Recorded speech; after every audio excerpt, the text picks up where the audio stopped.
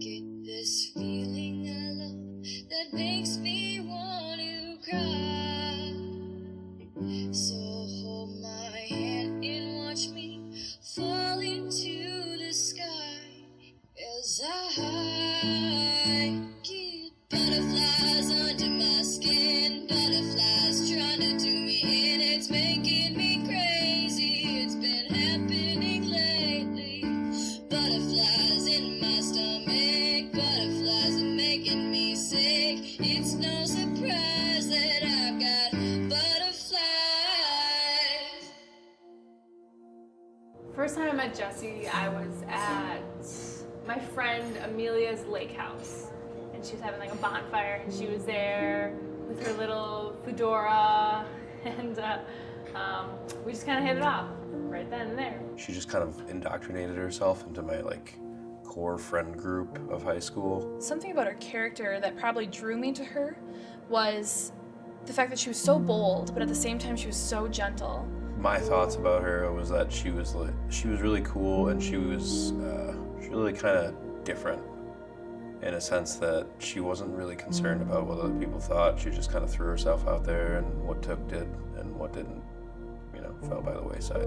I really loved how strong and passionate she was about music. Like, that was her life. That was always something that brought me so much joy, having such an incredibly talented friend, I mean, being able to play the piano was pretty amazing, and I had this friend who did it all the time and just wanted to share music with everyone, and would have me sit down with her and try to harmonize on a song together, and so we built this really beautiful connection through music.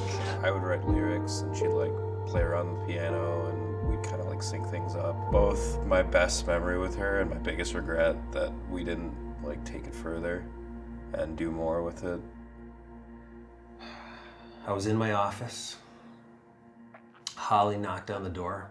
Dr. Buck came through before I answered. Never did that before. I was meeting with a nutraceutical rep. And Holly said, "It's Joy. She's on the phone. There's something wrong. You have to pick up now." So I did, and Joy was bawling. Well, she said, "I did CPR, and I called 911, and they're here right now, and they're shocking her." And I said, "Is she responding?" And she didn't say anything. And then finally she kind of whispered no. And I said, "Hon, is she gone?" And no more words, just tears, broke down sobbing. So I turned onto Wayside Drive. At the top of the driveway there's a big box of a truck with big block letters on the side. It says crime scene unit.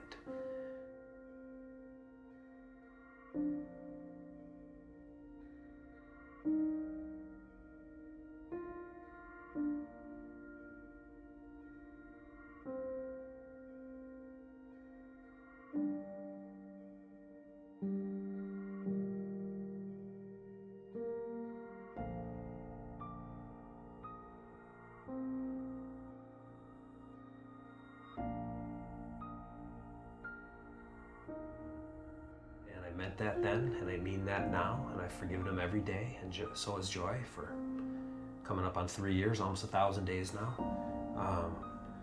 And I also told him I loved him, and I meant that too, and I mean that now too. And I don't mean that I like him. I meant I love him like a statement of who I am and what I stand for and what I'm going to bring into this world in the wake of what he brought into this world. And what I'm here to bring into this world is love and forgiveness.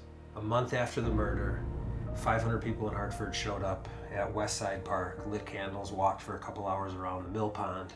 I went home that night, head hit the pillow, and I couldn't get to sleep, and I thought, something's going on here.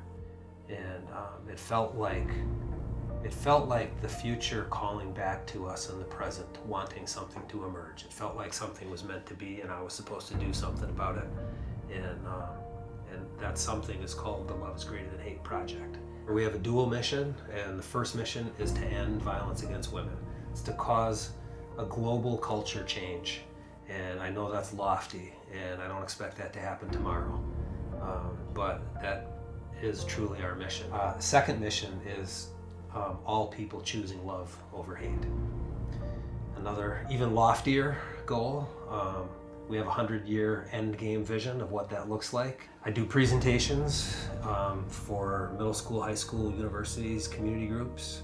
I've done 31 of those so far for about 6,500 people in the past year, and it's basically a call to action, not only for men to stand up and publicly, intentionally call forth a culture change in the way we think and the way we behave, but also women too, because sometimes the way women think needs to change in order for them to not be victimized also. I've never seen myself as a public speaker, and I don't want to be a professional speaker. I'm a dad who lost his daughter and wants to do something. It's too late for Jesse, but it's not too late for hundreds of millions of girls and women in every country and every culture on earth.